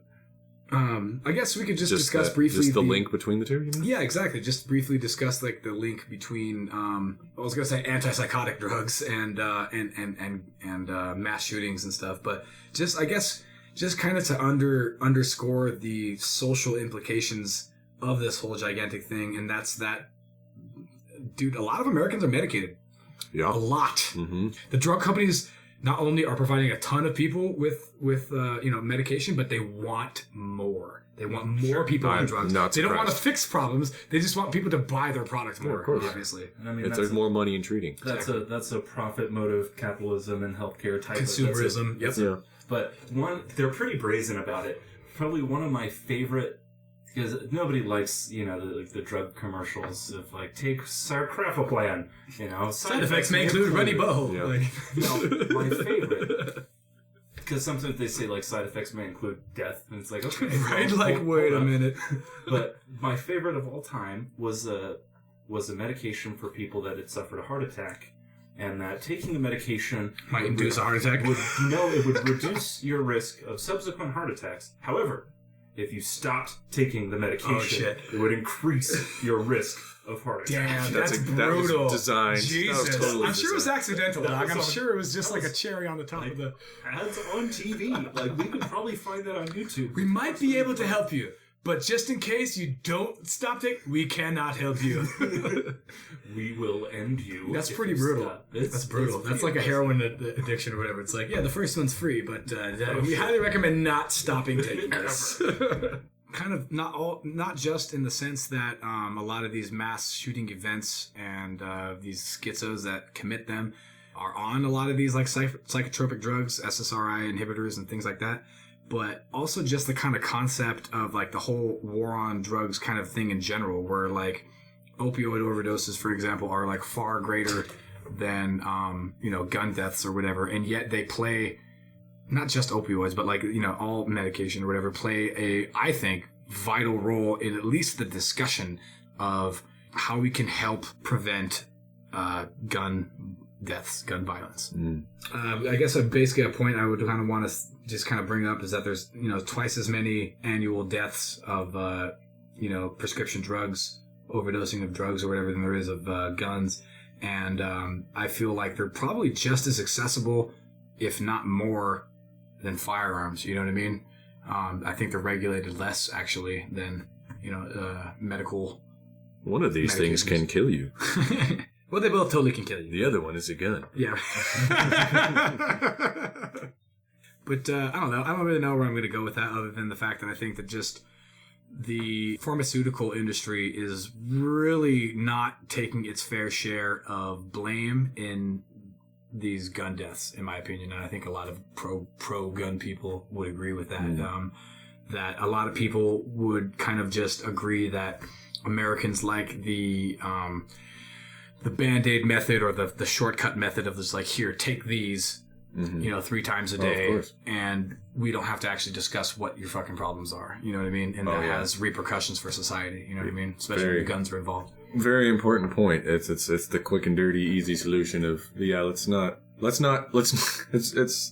this isn't a very good metaphor, but let's not render the volcano inert. Let's just throw some dirt on top of it, just cement. Just hopefully it won't erupt in like 30 years or whatever. Yeah, that's kind of the point or whatever. And again, it's one of those like social things of like, how do we recognize that people in our community have a problem? Where's the balance? How can we achieve a balance of paying attention and focusing on the people in our communities that need this help, whether it's medical help or, counseling or whatever it is, and still maintain the rights of those who aren't committing any of these problems or whatever. No, I think that's pretty much it. Again, I don't really know a lot about any of this shit. Like, this is just a thing that I'm sure we need to know more about. I think, collectively, not only as Americans, but globally, we're not all that unique. We tend to go overboard on stuff, and kind of the great thing about civilization is we tend to snap back when we've gone out of control. Yeah, I'd like to think so, totally. Hopefully, there's going to be a snapback, and we're not totally destined for, like, a brave new world, all taking our fucking soma and just behaving in our little pods. And our jobs are, like, acquired to us when we're born type thing. Yeah. Yeah. We're continue to trend in the wrong direction. Agreed. That we're big fans of treating the symptom and not the disease. Exactly. Yep. Whether it's suicide or drug use or gun deaths, whatever. Exactly. Yeah. And violence. Yeah. It's prescribe them something. And what I both want to be like full-on hippie, we all have to love one another, but also just be realistic about myself. I'm like, do you have any idea how much shit is on the internet that I want to go check out? Yeah. I'm like, you expect me to recognize when somebody in my community needs help? Are you kidding me? I don't even know when my roommate needs help. For real. I'm inundated with shit, right? Like, do you realize how many episodes of Star Trek there are? Right? 73 about. Depending on how you fucking how you count them. Depends, about 23 good ones. Next Generation, we're getting some Deep Space Nine in there. Never watched any Deep Space Nine. Oh, pretty solid, especially when Worf gets there. That's another podcast. So check out our next podcast. You a Voyager fan? Never really saw it. Never saw it either. Okay, Yeah, just checking. Couldn't be bothered. Was it because Janeway was a woman? Yep. Piece of shit. I was just like, yeah, that's actually what it is. Yep. Everyone knows Hashtag. No starship captain can be a woman. Yeah, it's hashtag not my captain. That's a Starfleet regulation. That's hilarious. It's in the Bible. Hurry up, I'm a busy man. All right, let's get to the big one. Cock. If you say my dick right now, then good on you. You've been saving that joke for a while. It's been building up this whole time. I've been aching to say it. Anyway, and that is disarmament possible? And if so, what do you think would be reasonable, and or what do you think people would actually go for? Like if they tried to initiate some sort of mandatory gun buyback policy. Turn in. Yeah. Mr. and Mrs. America, turn them all in. However you feel that would be handled. Interesting. Well, I obviously have my really strong opinions about this particular topic, whatever, if you totally want to lay it down first, Doggy. Yeah, I mean, I wouldn't support it. It'd have to be a pretty fucking compelling argument. Yeah. To turn in just all weapons. It's kind of makes me think of the old Simpsons, like with the help he's got a board with a nail in it. Someday they'll make bigger boards with bigger nails, and one day they'll make a board with a nail so big it'll destroy them all. Yeah, but I mean, I don't think the American people would ever go for it. Yeah. Even some, fairly whacked out liberal card carriers such as myself would be like, no, I don't think that's a good idea at all. Or even possible. You think there's no logistically possible? I think there's no incentive that could be good enough? If there was free rounds for the rest of your guns. an external extraterrestrial threat. Word. Yeah. That would make everybody like chill out real They quick. needed all the ammo. That All would the solidify guns. people's like opinion pretty quick, probably. Yeah. That's pretty much Nothing brings us together like external threats. Yeah, that's- Reagan said it best, dude. Fucking, there's nothing I would fucking think would bring us together more than some sort of extraterrestrial event. it. Reagan's pretty solid. Bring down the wall. Any other? Yeah, I can't fathom any other Yeah, I mean, any other outcome. Where, Yeah. you know, how- because it begs the question: who's going to come collect them? Mm. Right, the military. We're like, Which- you're good. Yeah, you yeah, go like, do that. Like again, Oh, shit. again, it's the Swalwell thing of like, who do you think is going to press this button, bro? Mm. Like a lot of people are like, whoa, so and so has their finger on the button. It's not this one person with their freaking finger on the ICBM button or whatever. It's like a series of general. Yeah, thank Christ that like there's like some sort of policy like in place. A la how I learned Dr. Strangelove? Dr. Strangelove, or how I learned to love the bomb. I have an Stop interesting- worrying, and how I learned to love I the have an bomb. interesting podcast to send you about this exact topic, but I mean to Awesome, interrupt you. please do. There is hopefully a procedure in place so that some fire from the hip a-hole, whether it be the president or a general or that's like zealot about Russians or Iranians or whoever, can't just be the one to like launch the bombers as it were or whatever. And You would it's hope the so. same point with like people saying like Swalwell saying, that America has tactical nukes or whatever. It's like, right, but who's going to be firing those weapons, bro? Other Americans, right? So one would hope. Well, I don't know anybody in Tennessee. Yeah, exactly. Bam! Sorry. Yeah, good call. Never liked that musical state anyway. They're all up their own asses with music. More of a Jim Beam guy than a Jack Daniels guy. Take them. But yeah, it's exactly the point. There's a lot of people who would hypothetically go door to door to confiscate these guns will be the military, and the most people that are in the military would support the Second Amendment and not support a government going door to door to confiscate This firearms. looks an awful lot like the Redcoats. Right? Well, and it would be at tremendous risk to themselves. Too. Absolutely. Like, can you imagine deploying, our young people in uniform? You don't even have to go imagine it. It fucking happened to door Katrina. door? When the Katrina freaking events happened, they went door to door confiscating guns from people because people who were more wealthy were protecting their house from looters and shit.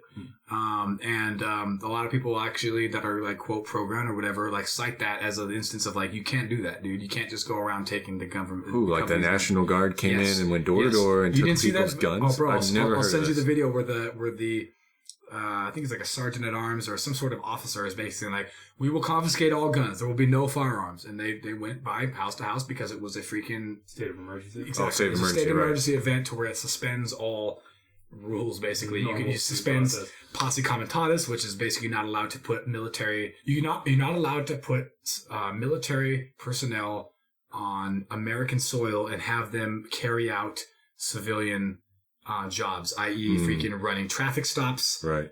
confiscating guns, none of that shit. That's all illegal under the Constitution. You're not allowed to have a fucking standing army doing day-to-day shit on American soil for obvious reasons. It goes back to like Rome and having like a standing army just Right. chilling, waiting. Right.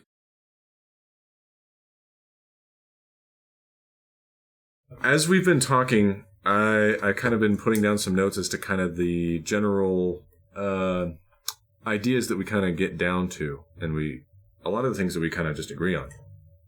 And Something is wrong and something needs to be done. well, of course, in general, but specifically, so kind of at the core of the discussion is that we've reached that you got to stop it at the source, meaning like that whole thing of Band-Aid versus curing. Right. Right, is we need to figure out why this Something is that'll be happening, why effective. all this gun violence is happening, rather than just like taking the guns away necessarily. Right. We need to look at the mental health and the, as you mentioned, the drugs and Totally. everything like that to prevent these sort of things happening in the first place. We need to educate politicians Yes. because they're speaking in order their to mouths bridge about the gap between freaking pro and anti-gun people, I think policymakers need to have a way bigger understanding of Yes. even just the mechanics of absolutely. guns. Totally. Yeah. Going along with that, we need more data. More data can lead to more education, obviously. Then That's one of my biggest sticking points. We have more of a handle on the problem, and then what we can then do to maybe try to fix it. The perception of the problem is actually kind of worse than the actual issue. We kind of touched on this in the beginning. People are misinformed, and a lot of people are benefiting and propagating that misinformation. Yeah. On both sides for sure. Hardcore on the right too. sort of in summary, where's the line? I know you mentioned this a few times. Like, we need to address and help those who need the help, and come up with a solution that doesn't also then infringe on the people who are doing the proper things. Right. And where is the line? Responsible, proper gun owners. Word. And with that, any other closing thoughts, arguments, points? Nothing that could really fit anywhere specifically, but I was going to talk to you about an idea that I had the thought of, and I saw this because Mark showed me a shotgun that he wanted to get that was technically shorter than the legal, like, legislated length of the shotgun couldn't be, because if it becomes smaller than that, then it becomes like a pistol, and then it becomes like very dangerous, and that's illegal and all kinds of shit. It can go against the gun law. It can get around the gun laws, because it actually drops the caliber of the round down. So, for instance, when you see like a normal shotgun round, it's like a big piece of plastic with like a primer and a metal piece in the back that has all the fucking BBs and the gunpowder and shit in it. This is like a fucking chopped down little version of that. So has less velocity and has less stopping power, and it has less penetration and it has less like distance and all that stuff. So it isn't a shotgun. No, hell it is. It's like a diet shotgun. You know what I mean? Like, it's just like a smaller round, and so that you have to be closer, and you have to be like more personal, and it causes less ability for like spray and collateral damage and shit like that. And that's that. Like, some of these assault rifles could probably, because you wouldn't have to redesign the gun. You could just redesign the round to fit the gun properly, where you wouldn't have so much gunpowder behind it. So one of the main reasons why a lot of people, at least true gun owners, don't like the assault rifle, or the AR-15 rather, as a good home defense gun, unless they have a piece of property, because the AR-15 freaking does an insane amount of penetration damage. And so if you live in a fucking apartment complex, dude, that is the last gun you want for fucking home defense, because if you miss, you're gonna kill your fucking neighbor, dude. Right. You know what I mean? Sheetrock doesn't do shit for a gun like ballistics or whatever, you know what I mean?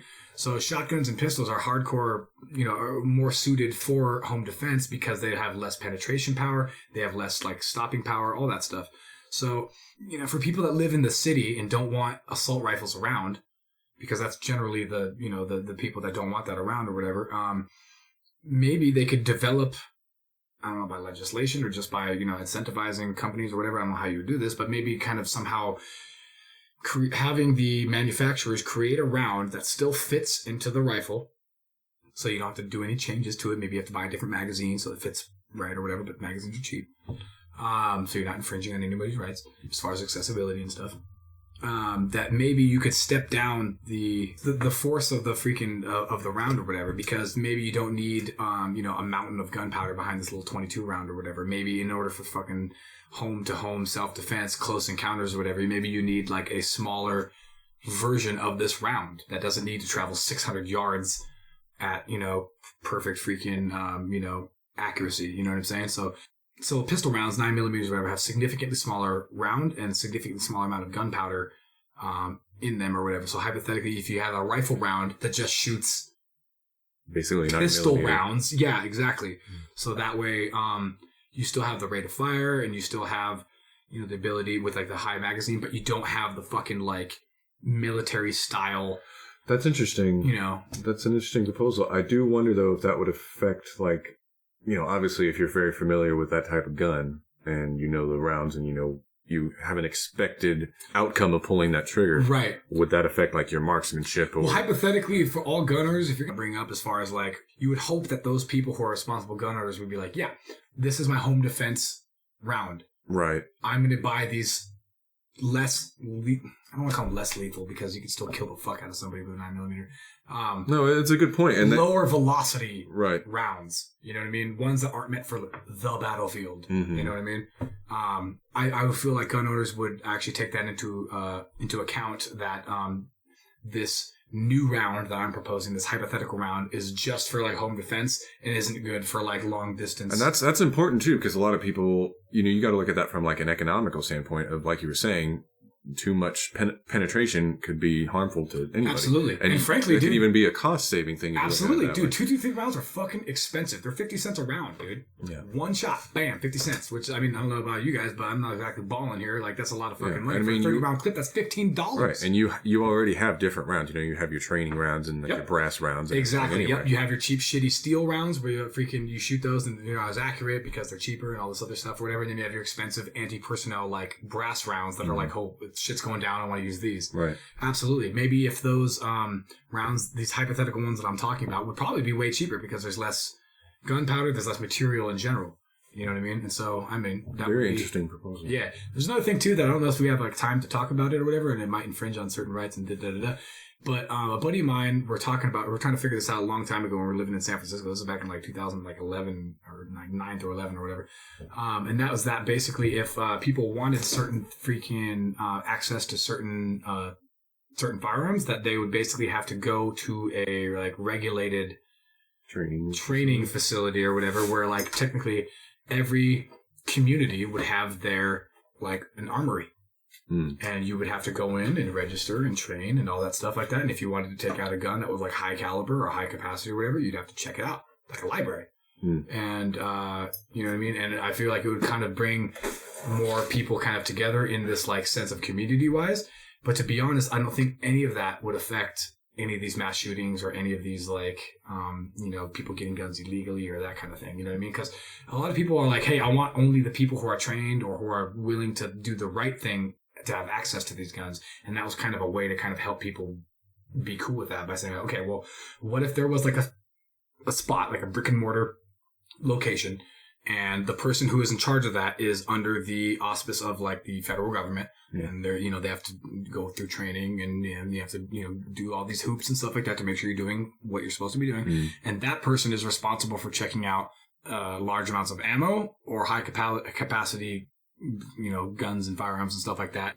Fairly reasonable. And that makes me think of some states like Alabama, for example. Like you buy the liquor largely from state-run facilities. Huh.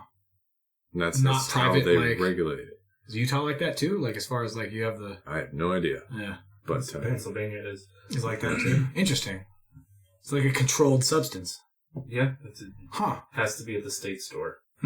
See, again, I'd love to like discuss all that stuff or whatever, but I should feel like it'd be like a really sticking of the craw of people of like, well, what if I can't like, you know? There is an you're gonna have to create like, well, that is like, well, you're gonna have to create this whole like thing of like, okay, market. Yeah, exactly. So now you're gonna have to create this whole like job sector where you're gonna have to, you know, provide funding for the buildings, provide funding for the training of the person, provide funding for the like security inside, whatever, like locks and this and that. But if you're not having a bunch of, you know, mass fucking murders, if that and stuff, were to solve that problem, then people would probably be down for positive. That's a really good point, dude. Totally. Even you could again look at it from an economic, especially with the money saved on like all the horrible shit that wasn't happening. You'd probably pour into that kind of thing. Exactly. We can be persuaded to spend money, even though nobody likes more taxes. But if we're convinced what we get is beneficial out of it, then I think people will be willing to get on board with that. I love the idea of the lower velocity round. I think that's an excellent, you know. I think that should be explored, right? At least like there's a couple of things that I have, like ideas that are, you know, just kind of half-cocked, pun intended. But at least, you know, at least it can get people like thinking about it. You know what I mean? Because you're right. Like, I don't know. Like, I don't think we've lost that love and feeling. You love. I love Top Gun. But the sense of like what you're saying, like we've kind of abused that, right? And I guess my last question would be for that or whatever of asking you. I'm just kind of harking back to that. Would be like, if we abuse rights, do we lose them? Because we abuse rights all the time. I feel like Americans are very like, don't abuse my rights, and also I'm going to totally abuse all these rights. There's only three though. There's only three unalienable rights. Everything else can be suspended. So that's speech, religion, life, liberty, and the pursuit of happiness. Those are the only three. The Bill of Rights are really, I think Carlin had a bit about it, they're privileges, and privileges can be taken away at any time, for better or for worse. Yeah, that's an interpretation, I guess. Well, yeah. Yeah, because I feel like the government's main purpose is to provide its citizens with rights. That's or what else I think. we return to a natural state. But if you run afoul of the government or the law, then your rights are subject to Absolutely. Being revoked. That's totally. a good point. I totally agree. Yeah, I just don't think societal wise, individually, yes. Yeah. But society wise, if we've like abused things, I don't think we should necessarily just lose them. I think it's up for debate if we should lose them because, like you said, if we're not really handling shit, then obviously why should we be allowed to continue to try to do that? Yeah. But I think there's kind of like a broader philosophical argument, and that's for me. I'm a collectivist in all things. I'm a collectivist really versus an individualist. I'm an individualist for sure. Exactly, and that's probably the crux of the argument. Exactly, that drives everything. Yeah. So kind of your thought is like, no, I'm not one of the bad ones, right? And so don't treat me like it. Blah blah blah blah. And my thought is, I'm like, well, we can't make the distinction. Word. Broadly. That's a really good point. No, totally. Very Can we make that distinction or whatever? And frankly, without the amount of fucking data and stats that we actually would need to freaking help solve this problem, I feel like maybe the answer is no. I think that's a very good place to end. Awesome. Well, we discussed a lot here today. There's a lot to chew on. I'm sure there's going to be more topics and more discussions that we're going to have about certain things that are important to different people, and we're probably not going to solve any of them at the table right here. But it's good food for thought, right? More Americans need to be having this exact discussion. Nobody raised their voice other than excitement. Excited voices. That's not true, Christopher. Because nobody got mad. And this should be an example for everybody out there in Podcastville that, open up that Overton window a little bit and have a discussion with your neighbor. He might not actually be the most evil person you think just because he or she voted for he or she. Word. Damn. All right, now we'll fight. Time of death.